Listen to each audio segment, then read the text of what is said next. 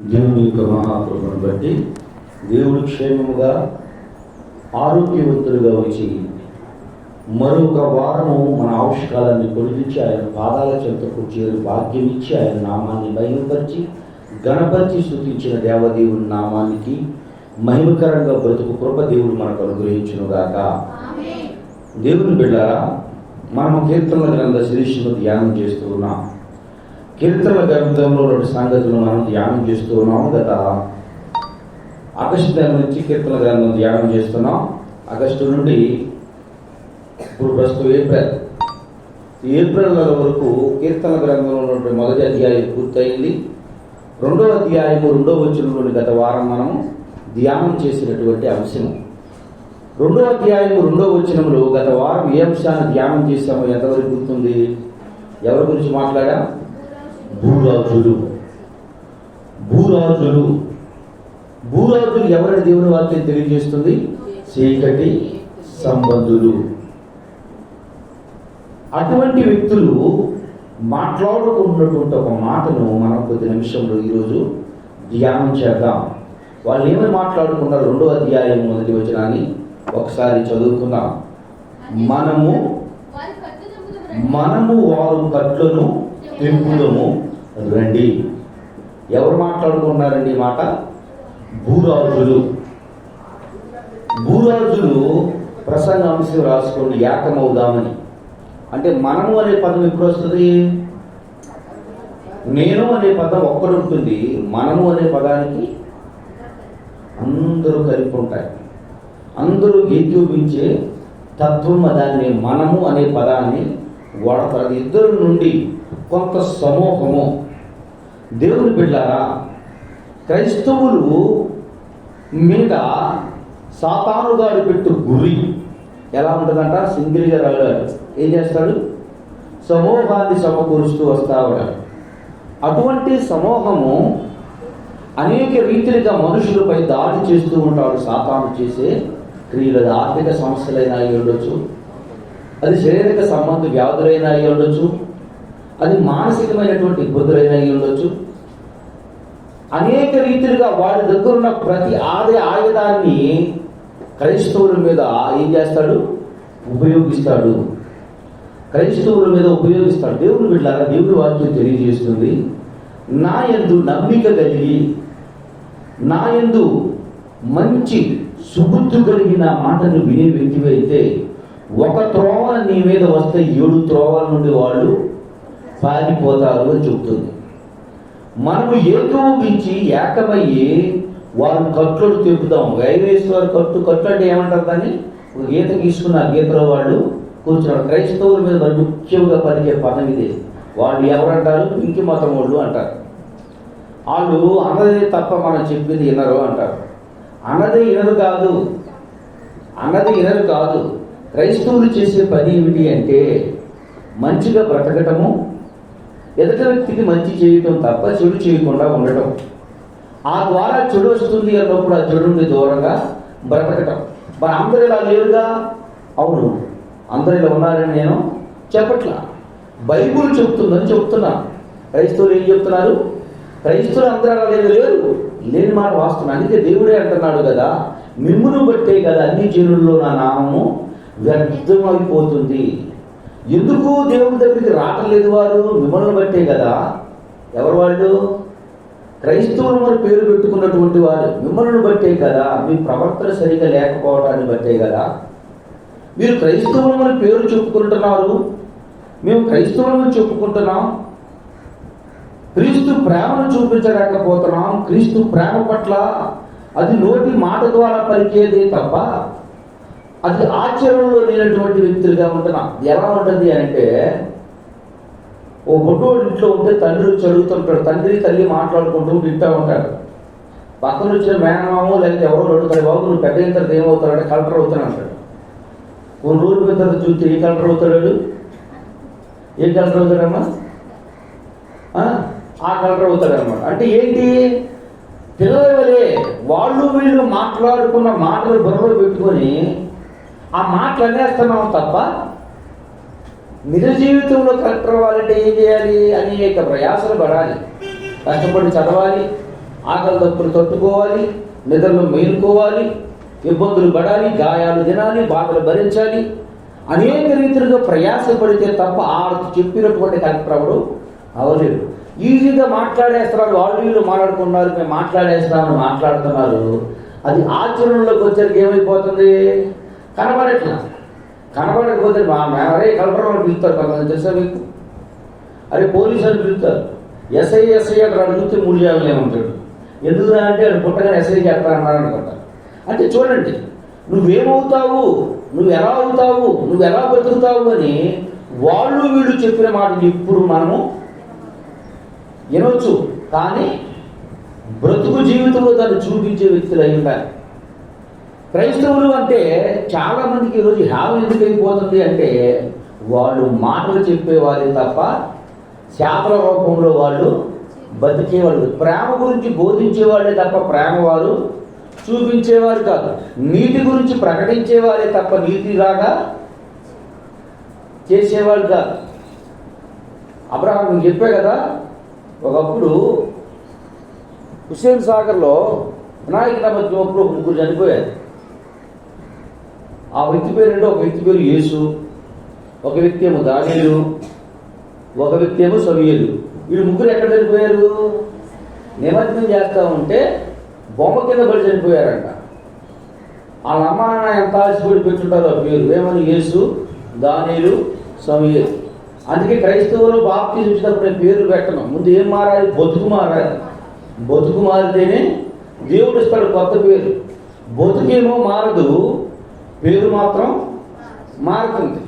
దేవుని బిడ్డలారా చూడండి, వాళ్ళు అంటారు వాళ్ళ కొట్టలు తెప్పుదాము, వాళ్ళు బ్రతికేవాళ్ళు కాదు, వాళ్ళు బ్రతికేవాళ్ళు కాదు, మాటలు చెప్పే క్రైస్తవులే తప్ప వారి జీవితంలో పేరుని పెట్టుకున్న పేరుకు సార్థకమైనటువంటి జీవితం వారి జీవితంలో లేదు. వాళ్ళ కట్లను మనం తెప్పేద్దాం, వాళ్ళు చెప్పేది ఏంటి మాకంటే గొప్ప అని అంటారు కొంతమంది. దేని గొప్ప? నిజమే, ఒక వ్యక్తి అడిగినటువంటి ఒక మాట ఏంటండి, ఆయనకి మాకున్న తేడా, ఆయనకి నాకున్న గొప్ప ఏంటి? ఒక అన్యుడు ఒక భావం బట్టి తన భావం అడుగుతా ఉన్నాడు, ఏంటి ఆయనకి నాకున్న గొప్ప? ఆయన బాప్తిజం తీసుకున్నాడు, అయితే నాతో కూడా ముందు అవుతున్నాడు, తేడా ఏముంది? నేను తిట్టినట్టే తిడుతున్నాడు, ప్రయోజనం ఏముంది? నేను వచ్చినట్టే వెళ్తున్నాడు, ఉపయోగం ఏముంది? నేను చేసే దొంగతనాలే వాడు చేస్తా ఉన్నాడు అని నేను డైరెక్ట్ దొంగల పేరు కూడా దొంగతనం చేస్తున్నాను, వాడు ఎక్కడెక్కడ కన్నాలు వేస్తున్నాడో నాకు బాగా తెలుసు, వాడికి నాకు కూడా తేడా ఏం చెప్పడా? ఏం చెప్తావు? రక్షించబడ్డాడు, రక్షించబడిన వాడు, రక్షణలో ఉన్నటువంటి వాడు మార్పు నొందేనని తన జీవితానికి తన మనసుకి ఎప్పుడైతే తెలీదో ఆ వ్యక్తి ఏం చేస్తాడు? తల్లిదండ్రులు చెప్పినటువంటి కలెక్టర్ అవుతానని చెప్తాడు తప్ప కలెక్టర్గా తాను ఆ ఆశ తాను నోటు పదంతో పలకటమే తప్ప ఆచరణలో దాన్ని ఏడు ఫాలో అవ్వలేదు. గొప్పకుని అనేస్తాడు, గొప్పకుని మాట్లాడేస్తాడు. దేవుడి ప్రేమ అది ఎవరి దగ్గర చెప్పమంటారా? దేవుడి ప్రేమ క్రైస్తవుల దగ్గరే. ఎవరి దగ్గర చూపిస్తారు ఉండాలి ప్రేమ? క్రైస్తవుల దగ్గరే. లోకం దగ్గర చూపించరు ఆ సహనం, లోకం దగ్గర కనపడదు ఆ సాక్ష్యము, దేవుని ఎన్నో దగ్గర కనపడదు ఆ విధానము, ఆ సాత్వికము. ఎవరి దగ్గర కనపడితే అమ్మా అర్థమవుతుంది అన్నమాట మీకు? ఎవరి దగ్గర కనపడుతుంది? క్రైస్తవుల దగ్గరే. క్రైస్తవుల దగ్గర మాత్రమే క్రైస్తవ ప్రేమ. ఎవరు ఇచ్చాడో చూపించకపోతే ఎవరికి అవసరం? అది ఎవరికి అవసరం? కడుపు నిండా తిన్న తర్వాత నువ్వు బిర్యానీ పెడితే తింటారా? అవసరం? నువ్వు ప్రేమ చూపించాల్సింది ఎవరి దగ్గర? క్రైస్తవ మిత్రుల దగ్గర, క్రైస్తవు లేనటువంటి వ్యక్తి దగ్గర, దేవుడిని తెలుసుకున్నటువంటి వ్యక్తి దగ్గర. ఈరోజు క్రైస్తవుడు అనేది వారి కంటే కూడా క్రైస్తవ ఇతరుల దగ్గర చాలా ప్రేమ ఉంటుందండి. క్రైస్తవ ఇతరుల దగ్గర చాలా ప్రేమ ఉంటుంది. చంద్రబాబు నాయుడు గారు అపాయింట్మెంట్ ఇస్తే వెళ్ళాం, దేవుడిని పెట్టి చెప్తున్నాను, విజిట్ కోసం చెప్పే మాటలు కాదు, ఆయన చేత కనపరచడానికి చెప్పే మాటలు కాదు. 9 గంటలకు అపాయింట్మెంట్ ఇచ్చారు. 9 గంటలకు వెళ్తే 2 నాయకులు వస్తూ ఉన్నారు. ఆ నాయకుల గురించి పిలిచి పెట్ట వచ్చిన వారు పాస్టర్స్, వారిని ఒక రూమ్లో పెంచండి, వారికి స్నాక్స్ ఇవ్వండి, వారికి డ్రింక్స్ ఇవ్వండి, అవసరమైతే భోజనం పెట్టవాలి, ఎవరెవరికి ఇవ్వలేదు అవసరం పెట్టండి అంటే చూడండి, లోకం ఎంత గౌరవిస్తుందో క్రైస్తుని, కానీ క్రైస్తవులమైనటువంటి మనం ఎంత క్రైస్తవుల పట్ల ప్రేమ చూపలేకపోతున్నాం. ఆ గౌరవం ఉండట్లేదు. క్రైస్తవుడి పట్ల క్రైస్తవుడు గౌరవం చూపించలేకపోతాడు. క్రైస్తవుడి పట్ల క్రైస్తవుడు ప్రేమ లోకం ఎందుకు పిచ్చితనంగా చూస్తుంది? మనం ఎందుకు? వాళ్ళు దేంట్లో గొప్పది, దేంట్లో వాళ్ళని మనం మార్చాలని చూస్తున్నారు చెప్పండి అమ్మా. తాగుబోతు వెళ్తున్నాడు అనుకోండి, తాగి తన జీవితం పాడైపోతుంటే మంచిగా బ్రతుకున్నాడు చూసాడు, ఏమనుకోవాలి? మేము కూడా అలా మారితే బాగుంది అనుకోండి. కానీ ఏమన్నాడు తెలుసా? నువ్వు కూడా కొంచెం లాగా. ఎందుకని అంటే నీకు నాకు తేడా ఏముంది? ఒక్క చర్చకు నువ్వు వెళ్తావన్న మాట మాత్రమే తప్ప నీకు నాకు మార్పు దేంట్లో ఉందో చెప్పు అన్నాడు. దేంట్లో ఉందని చెప్పగలను చెప్పండి క్రైస్తవులు? దేంట్లో మార్పు ఉందని చెప్తావు? ఏంట్లో మార్పు? నేను క్రైస్తవుని కాదు, నేను క్రైస్తవుని. నీ ప్రవర్తన వేరు, నా ప్రవర్తన వేరు. నువ్వు నన్ను చూసి నేర్చుకోవాలి తప్ప నేను నిన్ను చూసి నేర్చుకోవడానికి ఏమీ లేదు. దేంట్లో చెప్పగలను? దేవుడు చెప్పలేం. దేవుడు మనం నోట క్రైస్తవులే తప్ప బ్రతుకు క్రైస్తవులము కాను. అందుకే యేసయ్య అందరిని బట్టే కదా, మిమ్మల్ని బట్టే కదా అన్ని జనుల్లో నా నామం వ్యర్థం. నా జనులు కూడా అందుకే అన్నారు, మీ కట్లు నింపేస్తారండి క్రైస్తవులు ఒకటే అంటున్నారు. ఒక క్రైస్తవుడిని పేరు పెట్టుకుని గుడికి వెళ్ళటం, మందిరానికి వెళ్ళటమే తప్ప వాళ్ళకి మనకి తేడా ఏముంది? మనకి తేడా ఏముంది? వారు మనకి తేడా, వ్యత్యాసం తేడా కనపడుతుంది. దేవుని బిడ్డలారా, ఒక 10-20 సంవత్సరాల క్రితం క్రైస్తవులు అంటే పక్కింటి వారు గౌరవించేవాడు. ఎందుకని? ఇది గుళ్ళు లేవు, ఈ చేతుల్లో ఫోన్లు లేవు. వాళ్ళు ప్రార్థనకి వెళ్తారు, వారిని మనం పిలవకూడదు. వాళ్ళు దేవుడు గొప్పోడు. వారి ప్రవర్తనను బట్టే ఆ కుటుంబాలు, నీ బిడ్డలు చేసే క్రమశిక్షణను బట్టి తల్లిదండ్రులకు నువ్వు ఇష్టానుసారంగా బ్రతుకుతూ ఉంటే, ఇష్టానుసారంగా చూస్తూ ఉంటే ఆ తండ్రిని ఏం కనపరుస్తారు చెప్పండి? మన వారం క్రమం తప్పకుండా చర్చికి వెళ్తున్నాం, కానీ మన బ్రతుకులో మార్పు మారాలి కదా, మార్పు రావాలి కదా. మార్పు లేనప్పుడు, మార్పు రానప్పుడు అప్పుడు ఒక్కడ కాదు సమూహమే ఏకమైపోతుందంటే వాళ్ళ సమూహమే ఏకమైపోయి వాళ్ళ కట్టులను మనం కట్టేస్తున్నారు వాళ్ళు మారలేదనొద్దు. దేవుడి వాక్యం చెప్తుంది. ముందు మీరు మార్పు ఎంతవరకు మారారో ఒకసారి ఆలోచించండి. వాళ్ళు మారలేదు, వాళ్ళకి మార్పు రాలేదు, వారు రక్షించబడలేదు, వారు రక్షణలో లేరు, వారు మనల్ని గౌరవించట్లేదని కట్టడానికంటే ముందు వాళ్ళు గౌరవించే రీతిలో నీ బ్రతుకు ఎలా ఉందో ఒకసారి చూసుకో. బైబిల్ చెబుతున్నటువంటి మాట, బైబిల్ నేర్పిస్తున్నటువంటి మాట. వాళ్ళు మనల్ని ద్వేషించడానికి ముందు, వాళ్ళు ద్వేషించడానికి హేతువు మనం ఎందుకు ఇస్తున్నామో ఒకసారి పరిశీలించుకో. ఎందుకు అవకాశం ఇస్తున్నామో ఒకసారి ఆలోచించుకో. ఎందుకు అవకాశం వారు మన దగ్గర నుండి తీసుకున్నారో అర్థం చేసుకోండి. దేవుని వాక్యం తెలియజేస్తున్నటువంటి మాట, వారు ఒక్కరిగా కాక సమూహంగా సమకూడి వారి కట్లను మనం తెప్పుదాం రండి, వారి కట్లను విడిపిద్దాం రండి. ఒక్క విషయంలో తప్ప మనకంటే గొప్పవాళ్ళు ఏ ఒక్క విషయం అది? ఒకసారి మిమ్మల్ని ఆలోచించుకోండి. మీతో స్నేహం చేసే స్నేహితులు కానీ, మీతో ఉన్నటువంటి బంధువులు కానీ, మీతో ఉన్నటువంటి వ్యక్తులు కానీ ఒక్క మందిరానికి వెళ్ళే విషయంలో తప్ప వాళ్ళు చేసే దౌర్భాగ్యపు పనులకి నేను ఏకోపించకుండా ఉన్న స్థితి ఏదైనా ఉందా? వాళ్ళు బతికే బ్రతుకి నేను వాళ్ళతో ఏకోపించినటువంటి స్థితి ఏదైనా ఉందా? వాళ్ళు నన్ను గౌరవించట్లేదు, ఎందుకు ప్రేమిస్తారు, ఎందుకు గౌరవిస్తారు, ఎందుకురా నువ్వు కూడా మాలో కలిసిపోరా అని అనుకోండి, ఎందుకుంటారు చెప్పండి? వాళ్ళు అదే చెప్తున్నారు. ఏలికలు ఏకోపించి ఆలోచించేయించున్నారని కింద వచ్చినాల్లో ఉండదు. ఇది కేవలం దేవుడు క్రైస్తవులకును అన్ని జనాంగాన్ని గురించి రాయించినటువంటి మాట. క్రైస్తవుల గురించి, అన్ని జనాంగం గురించి రాయించినటువంటి మాట. వాళ్ళు మాట్లాడే ప్రతి మాట తప్పు అని దేవుడు చెప్పట్లేదు, మన ప్రవర్తన కర్తను కూడా దేవుడు చెప్పట్లేదు. చెబుతున్న రెండింటి మధ్యలో పెట్టి తోస్తా ఉన్నాడు. రెండింటి మధ్యలో పెట్టి తూస్తూ అంటున్నటువంటి మాట. ఇప్పుడు ఎవరిని నేను ద్వేషించాలి, ఎవరిని శిక్షించాలి? ఏమంటాడు యేసు ప్రభు? మిమ్మల్ని ముట్టినవాడు నా కనుగుడ్డు. కరెక్టే. ఎప్పుడు కనుగుడ్డును ముట్టినట్లు? వారి ప్రవర్తనలాగే నీ ప్రవర్తన ఉంటుంది, వారి బ్రతుకులాగే నీ బ్రతుకు కూడా ఉంటుంది. వారు ఎలా చేస్తే నువ్వు అలా చేస్తున్నావు. కానీ ఆదివారం సంఘంలో పెట్టుకుని బైబిల్ సంఘంలో పెట్టుకుని ప్రార్థనకు వచ్చేస్తున్నాం. ప్రార్థన చేసేసేటట్టు మనం ప్రార్థన చేస్తామంటే ఊరి చివరి కనపడుతుంది. ప్రార్థన ముగించిన తర్వాత పిల్లలు ఏం తిడుతున్నావో అర్థం కావట్లేదు, భర్తను ఏం తిడుతున్నావో అర్థం కావట్లేదు, పక్కన తిడుతున్నావు ఏం తిడుతున్నావో అర్థం కావట్లేదు. నీలో మార్పు ఎక్కడుంది? నీలో నువ్వు ఎక్కడ మారావు? నీ మార్పును చూసి ఎవరేమి నేర్చుకుంటున్నారు? మరి నిన్ను పక్కన తిట్టు కూడా దగ్గర తిట్టక ఏం చేస్తారు చెప్పండి?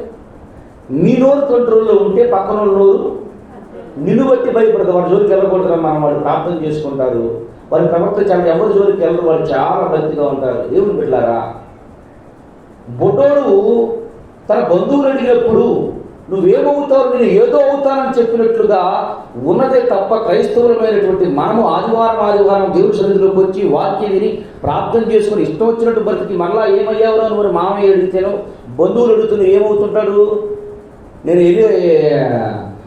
హెలికాప్టర్ డ్రైవర్ని అవుతా, హెలికాప్టర్ పైలట్ అవుతానన్నాడు, సైకిల్ పైలట్ అవుతున్నాడు.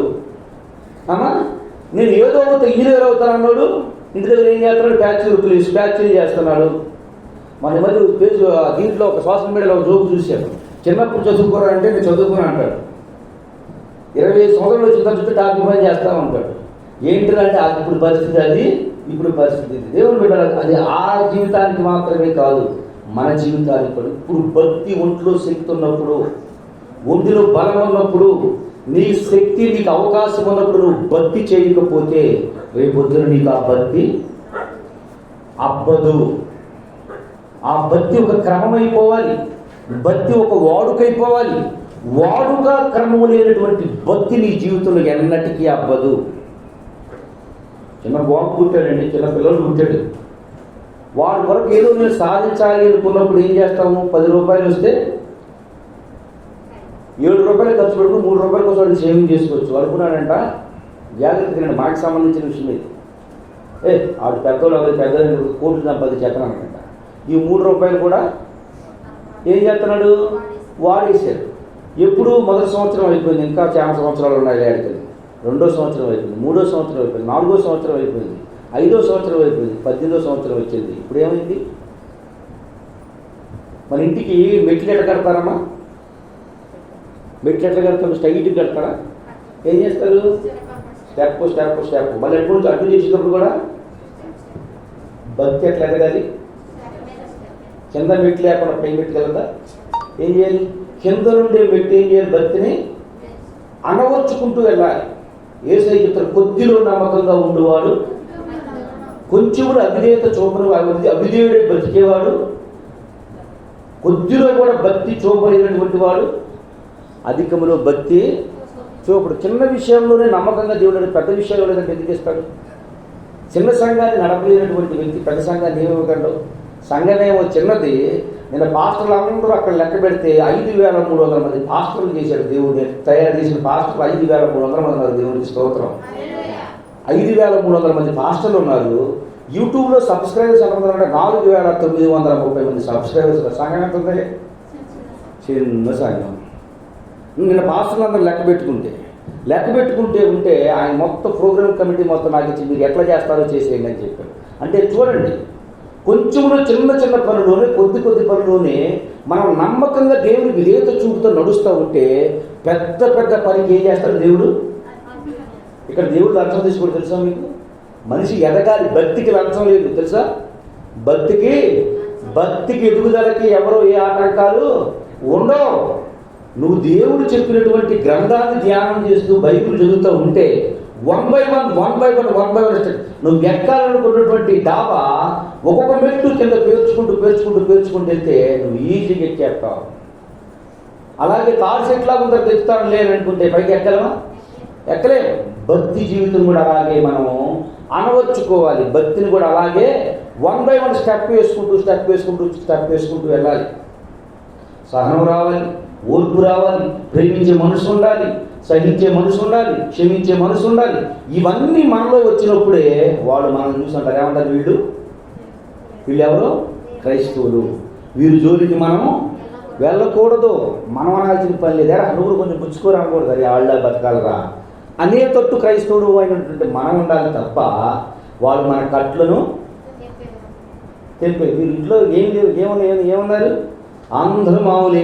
ఏంటి వారం రోజు స్టార్ట్ అవుతుంది ఇంట్లో, మాకంటే ముందు మీరే స్టార్ట్ చేస్తున్నారు. సాయంత్రం ఏంటమ్మా పని చేసుకుంటూ వినపడాలని ఏం చేస్తున్నారు, సౌండ్ కూడా ఎక్కువ పెట్టుకుంటున్నారు. ఏంటది, సీరియల్స్. పోనీ మా సౌండ్ ఎక్కువ వద్దాము, మేము ప్రార్థించుకుంటే మేము సౌండ్ తగ్గించుకోవాలన్న ఆలోచన మాకు లేకుండా మాకంటే మీ సౌండే ఎక్కువ అవుతుంది. ఇక నేను ఏంటి మీకు ఉంది ఇంట్లో? మా ఇంట్లో ఏమైనా పటాలు ఏమన్నా, మీ ఇంట్లో ఇవి లేవు ఒకటే తప్ప. మేము చేసేవి మొత్తం మీరు అవి కూడా పెట్టుకోవాలంటే ఈ పని వదిలిపోద్ది.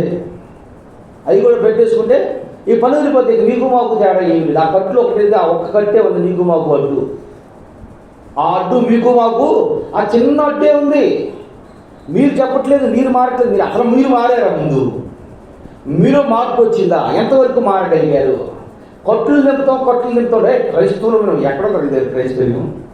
దేని బట్టి చూసి క్రైస్తవ్యం అనుకుంటున్నావు నువ్వు? కోటేశ్వరం మన పేరు పెట్టుకుంటా కోటేశ్వరం అయిపోతావా?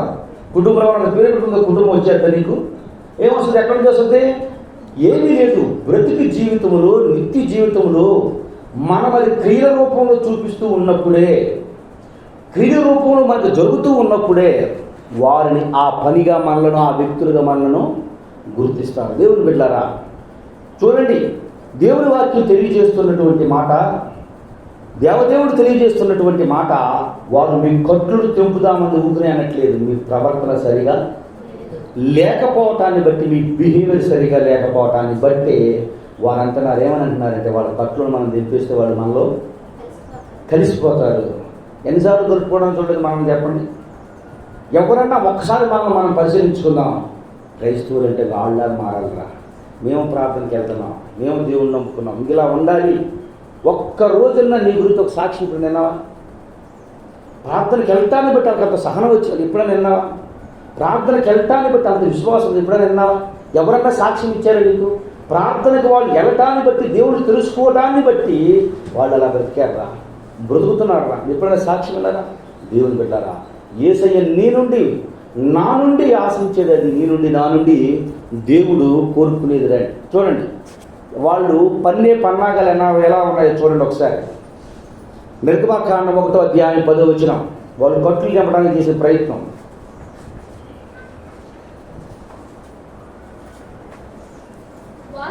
వారు విస్తరింపకుండునట్లు మనము వారి ఎడల యుక్తిగా జరిగించుకోరండి. దేని ఎడల? యుద్ధము కలుగునప్పుడు కూడా మన శత్రువులతో చేరి మనకు విరోధముగా యుద్ధము చేసి ఈ దేశము నుండి వెళ్ళిపోదురేమో అని ఏమన్నారు? మనము కూడి ఏం చేద్దాం? వారి కట్లను తింపుదాం, మనం యుక్తిగా జరిగిద్దాం. ఏం చేస్తారంట? యుక్తిగా జరిగిద్దాం. ఇప్పుడు మీ ఇంటి మధ్యలో ఒక డాక్టర్ వచ్చారనుకో, యాక్సెప్ట్ చేస్తాం కదా?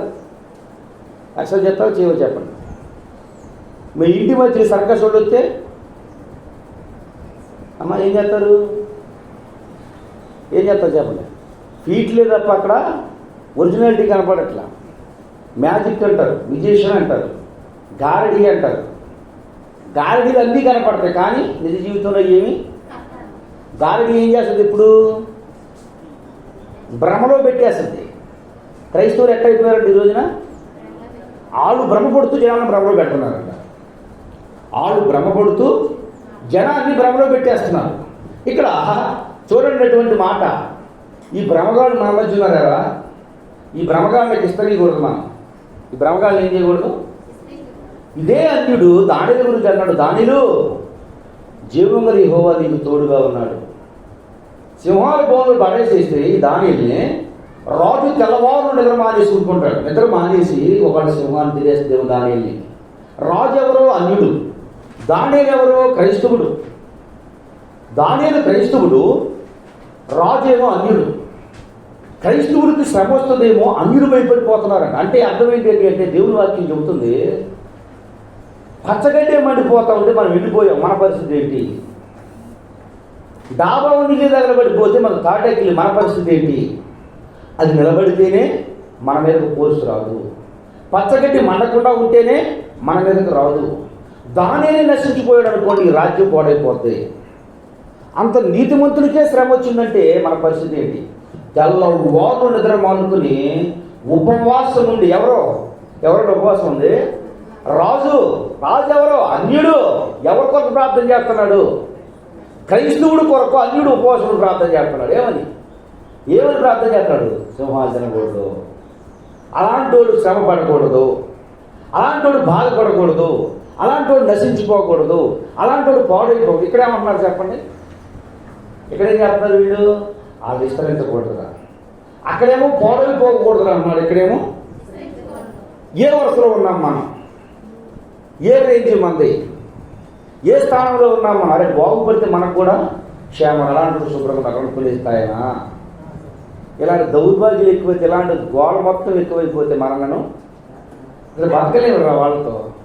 ఆదివారం అయితే బైబిల్ చదివి పెట్టుకెళ్తారు. ఆదివారం అయిపోయిన కాడ నుంచి, పాందిరం అయిపోయిన కాడ నుంచి ఆ గొడవలు మేము వెళ్ళలేకపోతున్నాం. ఏ బ్యాచ్ మంది, ఏ పరిస్థితిలో మనం ఉన్నాం? అక్కడేమో ఒక క్రైస్తవుడికి శ్రమ వస్తూ ఉంటే, ఓ క్రైస్తవుడు శ్రమ పడతా ఉంటే, ఓ క్రైస్తవుడు బాధపడతాడే వచ్చి ఒక అన్యుడు భోజనం మానేసి, రాజు భోజనం మానేసి, నాట్యం మానేసి, ఆహారం మానేసి, తెల్లవాళ్ళు ఉపవాసం ఉండి తనతో పాటు అందరూ ఉపవాసం ఉన్న స్థితి అక్కడ. ఇక్కడ అందరం త్యాగం చేద్దాం. ఏం చేద్దాం? మగపిల్లలు పుడితే వాళ్ళని బతకని ఎందుకంటే సంపదనే ఇక పెరగడానికి ఎందుకు గాలులు పట్టుకూడదు ఆయన. ఇలాంటి గాలులు మన మధ్య బతకుడు. అలాంటి వాడు బతికాడు అంటే మనం ఏమైపోతాం? నాశనం అయిపోతాం. ఎవరన్నారు ఈ మాట? పరు ఐగుప్త్యుడు, అన్యుడు, ఇద్దరు అన్యులే. అక్కడ ఒక క్రైస్తవుడు, ఒక వ్యక్తి. ఇక్కడ క్రైస్తవ సమూహము. క్రైస్తవ 4 లక్షల కాల్బలం అంటాడు. ఈ 4 లక్షల కాల్బలం అని బైబిల్ గ్రంథంలో నిర్మాకాండంలో ఉంది. ఈ వ్యక్తి గురించి చెబుతున్నటువంటి మాట, ఈ వ్యక్తి గురించి చెబుతున్నటువంటి మాట, ఆ సమూహం గురించి చెబుతున్నటువంటి మాట. ఏ వర్ష మంది, ఏ చూడండి ఒకసారి సాయంత్రం కీర్తనలు 96 2వ అధ్యాయం 6వ వచనం చూద్దాం ఒకసారి.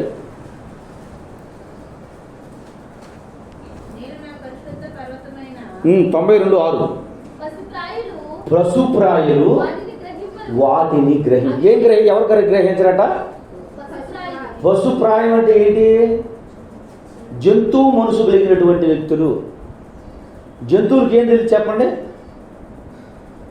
జంతువులు ఎప్పుడన్నా సరే 1 2 పోసి అక్కడ ఇదిపోయి ఎర్రకి పుడుకుందామంటే ఏం చేస్తాయి చెప్పండి? అంటే తన నోట నుండి వచ్చినటువంటి దరిద్రపు బతుకుల్లోనే వాళ్ళు ఇది తప్పు చేయకూడదు అంటారు, అదే తప్పు చేస్తూ ఉంటారు.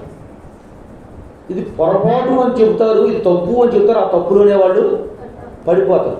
తనలో నుండి వచ్చినటువంటి వ్యర్థమైనటువంటి మాటలనే దాన్ని వాళ్ళు నడుస్తూ ఉంటారు. పనికిరాని పనులే పనికూడదని చెబుతారు, ఆ పనికిరాని పనులని వాళ్ళు బ్రతుకుతూ ఉంటారు. ఎవరు గ్రహించారంట? పశుప్రాయులు. దీనిని సమూహంగా ఉన్నాం, జనం పెరిగిపోయాం, జనం వచ్చేసాం, అధికులుగా ఉన్నాం, మనకు తిరుగులేదు, మన గొప్పవడం, మనకు లెక్క లేదని బ్రతుకుతారంట. కానీ వీళ్ళ గురించి పక్కన ఏం చేస్తున్నాడు రాజు? ఇక్కడ రాజే, అక్కడ రాజు. రాజు కొంత సైన్యాన్ని సమకూర్చాడు. ఇప్పుడు దేనికి అనుకుంటున్నారు? దేనికమ్మా సైన్యాన్ని సమకూర్చింది? వాళ్ళని ఎదగనీయకుండా చూడు, వాళ్ళని బతకనీయకుండా చూడు. వాళ్ళు వెదిగారు, ఇప్పుడైనా రాజ్యానికి ముప్పు. ఎందుకనమ్మా? ఎందుకని ముప్పు? ఏమైనా ఉపయోగం ఉందా? ఇప్పుడు ఇంటి చుట్టూ దొంగలు ఉన్నారనుకోండి, మధ్యలో ఉన్నాం అనుకోండి, ఆ ఇంటిని బట్టి నేను ఏ పేరు పెడతారు? ఇది దొంగోళ కాలనీ అంటారు. మీకు తెలుసా?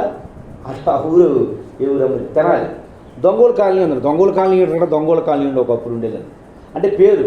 ఇంకొక ఏ ఊరు చిత్తూరుకి వెళ్ళి అక్కడ ఉంది కుక్కలపేట అంట. అంటే కొన్ని పేటలో కొన్ని ఊర్లు ఉంటాయి.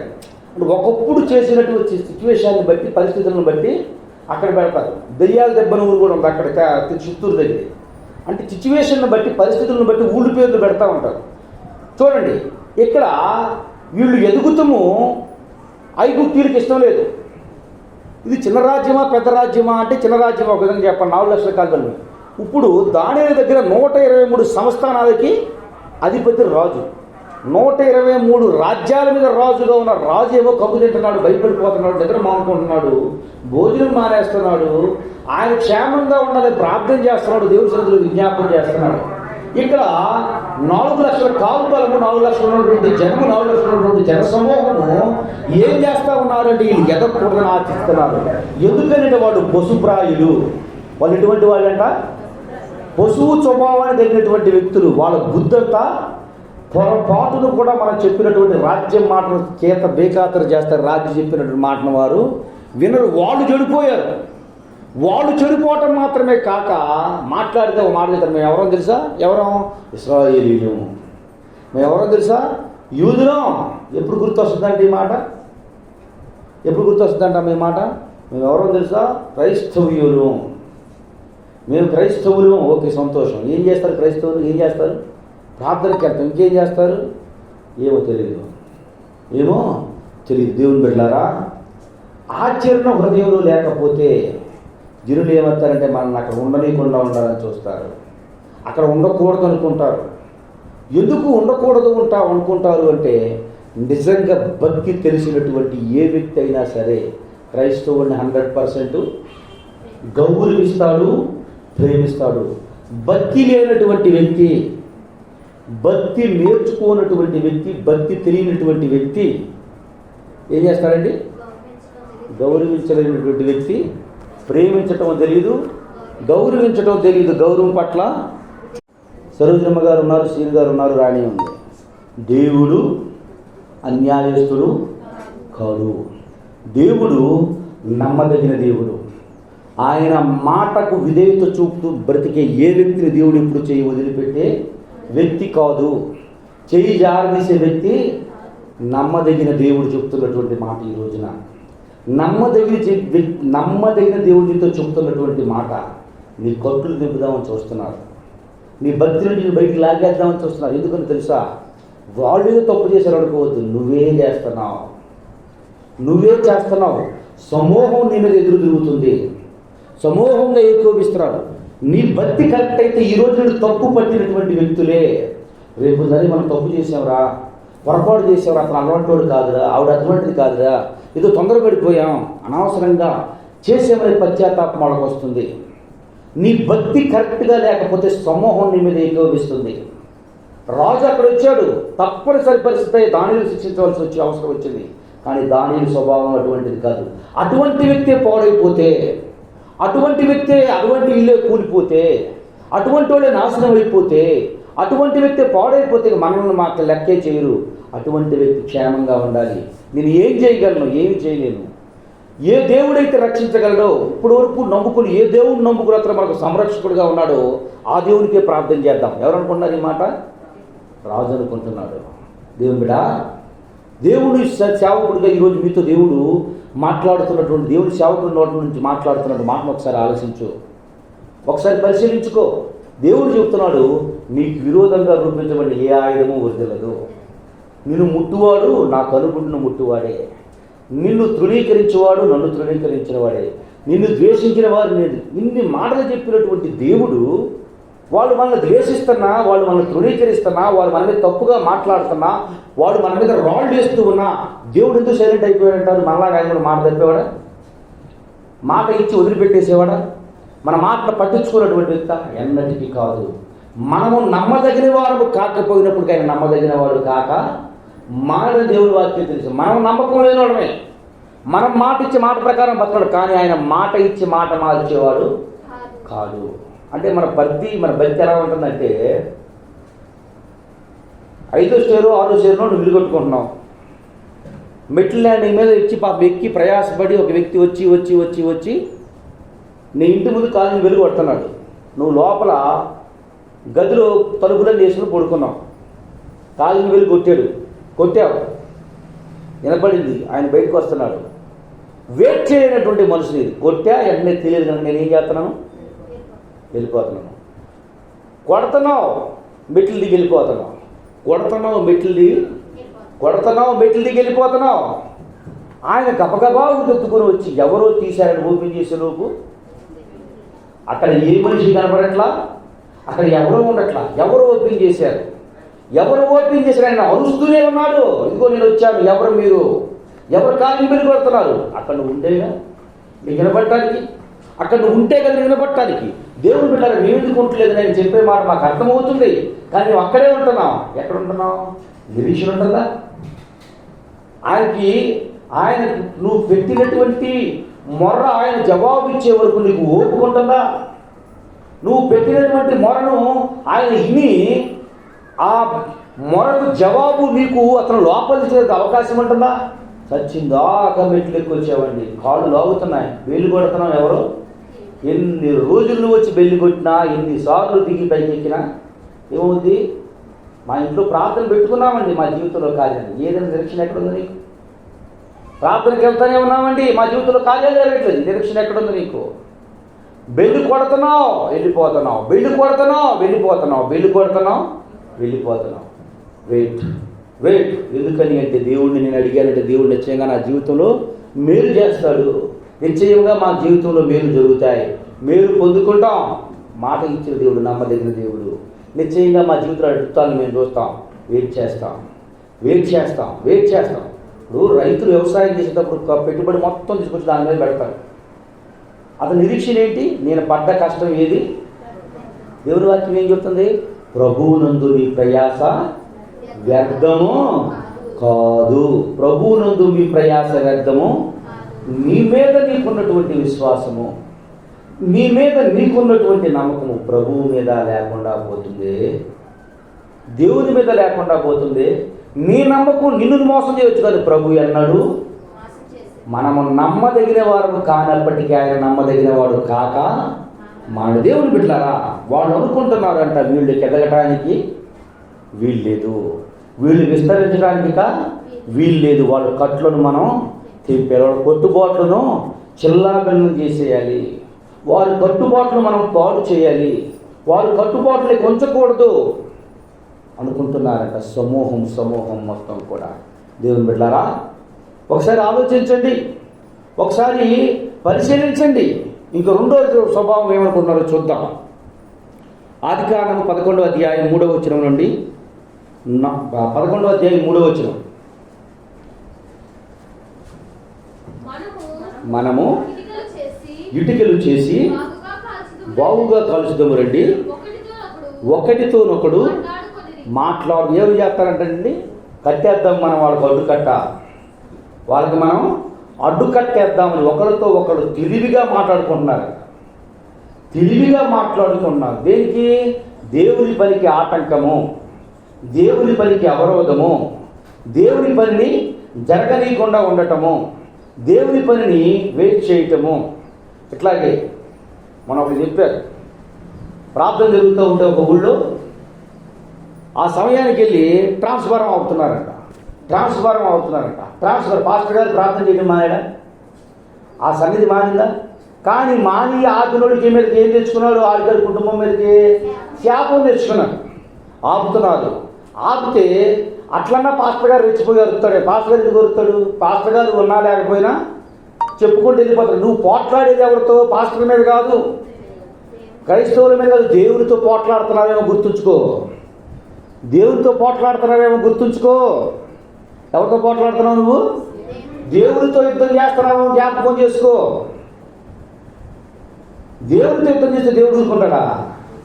అమ్మా, నీ పిల్లోడైనా గొడ్డోడైనా పెద్దోడి ముందు 1-2 మాటలు మాట్లాడితే ఊరుకొని మాట్లాడకుండా సైన్స్ ఊరుకుంటాడు. ఆడు కరెంట్ చూసి కొడతాడు అనుకోండి, పెద్దోడికి ఏం వస్తుంది? ఒంగోబెట్టి ఒక గుద్దు గుద్దుతాడు. ఆ దెబ్బకి ఏమవుద్ది? కర్ర ఈ మొత్తం దేవుడిది గుద్దాడు అనుకోండి, దిక్కు లేకుండా పోతాం. ఏది చూసుకుని గర్వం, ఏది చూసుకుని అహంకారం, నాదేంటి అనుకున్నాను. నీకేది లేకపోయి ఉండొచ్చు, కానీ దేవునితో మాత్రం పెట్టుకుంటే మసి అయిపోతావు. అంతే, దేవునితో పెట్టుకుంటే మసి అయిపోతావు, మట్టి అయిపోతావు. ఆలోచించుకో. చూడండి, ఇక్కడ దేవుడు చెబుతున్నటువంటి మాట తెలివిగా ఆలోచిస్తున్నారట. ఏంటి తెలివిగా జాలదే? దేవుని పనిని జరగనీయకూడదు, దేవుని పనికి ఆటంకము, దేవుని పనికి అవరోధము. కట్టారా గోపురం? జరిగిందా గోపురం? తెలివికి మన తెలివి. ఏ తెలివి? మనకు మాత్రమే తెలివి. నీకే తెలివితేటలు, దేవుడికి తెలివితేటలు ఉంటాయి. నీకు సహాయం చేసి సహకారం చేసినట్టు కానీ నీ పేరు నీకు చేసింది. నువ్వు చేసే పని నీకు గుర్తుంచుకో. దేవుని పనికి ఆటంకంగా మొదలుపెట్టి ఏ పనైనా ఎక్కడి నుంచి వీకవద్దు అనుకున్నారు? సమాధానం ఉండదు అక్కడ, శక్తి ఉండదు అక్కడ, ఒకరికి గౌరవం ఉండదు అక్కడ. ఎప్పుడైనా కొంత లోపం వస్తుంది, ఆ లోపాన్ని తీసుకొచ్చి ఏం చేస్తారు? స్క్రీన్ మీద పెడతారు. ఇక్కడ జరుగుతుంది అదే. దేవుడు చెప్పాడు మీరు విస్తరించండి అని చెప్పాడు. ఎక్కడ విస్తరించమని చెప్పాడు? భూమంతటా. తప్పు చేసి పాపం చేసి దేవునికి అవిధేయులు బ్రతుకుతూ దేవుని మాట వినకుండా దేవునికి లోబడకుండా, దేవుడు చెప్పే ఏ మాటను కూడా లక్ష్య పెట్టకుండా, ఇప్పుడు ఏం చేద్దాం, మన ఇష్టం వచ్చినట్టు మనం కదలకుండా ఒకే చాట ఉండేటట్టు గోపురాలను కట్టేసుకుందాం. ఒకే చాట ఉండేటట్టు గోపురాలను కట్టేసుకుని మంచి పేరు తెచ్చుకుందాం అనుకుని ఒకరితో ఒకరు మాట్లాడుకున్నాడు. ఒకరితో ఒకరు తెలివితో మాట్లాడుకొని చుట్టూ కట్టడం మొదలుపెట్టాడు. కట్టడం మొదలుపెట్టాడు. తర్వాత చూడండి ఏమంటున్నారు, తర్వాత ఏం చేశాడు చూడండి. 4వ వచనం, మరియు వారు మనం భూమి అంతటా చెదిరిపోకున్నట్లు ఒక పట్టణమును ఆకాశం అంటున్నట్లు శిఖరము గల ఒక గోపురమును కట్టుకుని పేరు సంపాదించుకున్నప్పుడు ఏం చేస్తానంటే మనము ఏం చేద్దాం, దేవునికి విరోధంగా పనిచేద్దాం. ఏం చేస్తారంటే వీళ్ళు దేవునికి విరోధంగా పనిచేద్దాం. దేవుని బిడ్డలారా గుర్తించండి, దేవదేవుడు తెలియజేస్తున్నటువంటి మాట, ఒకటి నీ తెలివి పనిచేయదు, నీ బలము పనిచేయదు. ఎంతవరకు గట్టిది, కొంతవరకు దేవుడు ఊరుకుంటాడు. ఎప్పుడైనా గుర్తించండి, అక్రమము నువ్వు చేసినా, క్రైస్తవులు చేసినా, ఇతరులు చేసినా కొంతవరకు దేవుడు యాక్సెప్ట్ చేస్తాడు. ఎక్కడ వరకు యాక్సెప్ట్ చేశాడు, కట్టడేటప్పుడు నువ్వు పని చేసేటప్పుడు నిన్ను ఆటంకపరచాడు దేవుడు. ఎప్పుడు నువ్వు తప్పు చేస్తున్నా, నువ్వు పొరపాటు చేస్తున్నా, నువ్వు పాడైపోయే పని చేస్తున్నా, దేవుడు నీకు ఆ స్వతంత్రం ఇచ్చాడు. నువ్వు చెయ్యొద్దని ముందు చెప్తాడు, మాట ద్వారా చెప్తాడు. ఇది కట్టుకోవడం ప్రారంభించేవరకు ఏమంటావు, ఎంతవరకు చేస్తాడు, కొంతవరకు చేస్తాడు. అది ఎంతవరకు, బాబేలు గోపురం సగానికి ఎక్కువ కట్టారు. ఇప్పుడు దేవుడు దిగి వచ్చాడు, ఏం చేశాడు, బ్రతుకుని తారుమారు. మనం చేసుకునే ఉగాది పండుగలో అక్కడి నుంచి వచ్చిన పండుగ ఇది ఉగాది పండుగ. తెలుసా మీకు, మొన్న మంగళవారం జరిగింది పండుగ. ఏ పండుగ అది, ఉగాది పండుగ. భాషలు తారుమారిపోయినాయి. ఒక్కొక్క భాష ఒక్కడికి అనేకులు భాషలు తారుమారైపోయి అక్కడి నుండి వచ్చిన వాళ్ళమే మనందరం. తెలుసా మీకు ఇది, బైబిల్ మన బ్రతుకులు, మన చరిత్ర, మన హిస్టరీ మొత్తం బైబిల్ చెప్తుంది. మన భాష ఇప్పుడు భాషగా తెలుగు భాష పురాతన భాష అంట. పురాతనంలో స్టార్ట్ అయినటువంటి భాష. ఇంగ్లీష్ భాష ఎప్పుడు వచ్చింది, ఇంగ్లీష్ భాషకి మన భాషకి అసలు సంబంధం లేదు. చాలా వెనకొచ్చినటువంటి భాష ఇంగ్లీష్ భాష. తమిళ భాష కానీ, తెలుగు భాష కానీ, కన్నడ భాష కానీ, మలయాళం భాష, ద్రావిడ భాష అంటారు. ఈ భాషలన్నీ ఎప్పటి నుంచి వచ్చినాయి అంటే బాబేలు గోపురం దగ్గర నుంచి వచ్చిన భాషలు ఇవన్నీ. అప్పుడు నుండి ఉన్న భాషలు. దేవుని బిడ్డలు గుర్తించండి, అక్కడ నుంచి ఎటోళ్ళు పారిపోయి వచ్చారు. ఎక్కడ యెరూషలేము, ఎక్కడ ఆంధ్రప్రదేశ్ అండి, ఎక్కడ యెరూషలేము, ఎక్కడ భారతదేశం అంటే ఎక్కడి నుండి ఆగిపోతేసామని చూడండి. మనకు తెలిసే వచ్చిన సంగతి తెలియదు. బతుకులు తారుమారు. ఎక్కడి నుంచి వచ్చామో కూడా మనం గుర్తించలేనటువంటి స్థితిలోకి వెళ్ళిపోతాం. దేవుని బిడ్డగా యేసయ్య అందుకే చెప్తున్నాడు, అందుకే తెలియజేస్తున్నాడు, భూరాజులు ఏం చేస్తున్నాడు, వారి కట్లను తెంపుదాము రండి ఏకువిస్తున్నారు. ఎందుకని అంటే భక్తి మనలో సరిగా లేకపోవటాన్ని బట్టి, దేవునికి విధేయులై బ్రతకకపోవటాన్ని బట్టి, దేవుని మాట వినలేకపోవటాన్ని బట్టి, మనము ఆయనకు లోబడి బ్రతకలేకపోవటాన్ని బట్టి కనుక ఆయన సన్నిధిలో కూడిన మనందరం కూడా ఒక్కసారి మనల్ని మనం చూసుకుందాం. మన గురించి ఇతరులు కాదు, మన గురించి మనం సాక్ష్యం ఇస్తే మనస్సాక్షి ఇచ్చినట్లు ఇద్దాం. మనస్సాక్షి ఏం చెప్తుంది అనేది దేవునికి తెలుసు, నీకు తెలుసు, ఇద్దరికీ తెలుసు. దేవునికి రెండు, నీ హృదయానికి తెలుసు. నీ హృదయం నీ మీద నేరస్థాపన మోపినప్పుడు ఒప్పుకో. నీ హృదయం నీలో తప్పు మోపినప్పుడు ఒప్పుకొని తప్పుకొని ఆయన చెప్పే మాట విని ఆయనకు లోబడే కృపాస్థితి దేవదేవుడు అందరికీ అనుగ్రహించి ఆయన కృపలో బహుబలంగా వాడుకును గాక. ఆమేన్. తండ్రి మీకు వందనములు, స్తోత్రములు. నేటి కాలమందు ప్రభా, నీవు ఇచ్చిన వాక్యమును బట్టి వందనములు, నీవు మాట్లాడిన మాటలను బట్టి వందనములు దేవా. అన్ని జనులు వేళ అర్థమైన వాటి గురించి, వ్యర్థమైన వాటి సంగతిలో ఆలోచిస్తున్నారు. భూరాజులు ఏకోపిస్తున్నారని సెలవిస్తున్నావు ప్రభా. తను వారు చేసి క్రియల గురించి తెలియజేశావు తండ్రి. మా గురించి కూడా మాట్లాడావు. మిమ్మల్ని బట్టే అన్ని జనుల్లో నా నామం వ్యర్థమైపోతుందని సెలవించావు దేవా. తెలిసి తెలియక అజ్ఞానంతో చేస్తుంటే ప్రభా దయతో మమ్మల్ని మన్నించండి ప్రభా. ఎందరి బిడ్డలు ఈ మాటలు వింటున్నారు, ఎందరి మాటలు తండ్రి ప్రభా, మాటల ద్వారా ప్రభా నాయన వారిని భద్రపరిచావు, బలపరిచావు, హెచ్చరించావు, ఆదరించావు వారందరూ తండ్రి విన్నటువంటి మాట హృదయంలో తలపోసుకుని ముందుకు కొనసాగుతూ దయచేసి నడిపి బలపరచబడండి, సహాయం చేయమని యేసయ్య నామమున ప్రార్థన చేయుచున్నాను మా పరమ తండ్రి. ఆమేన్.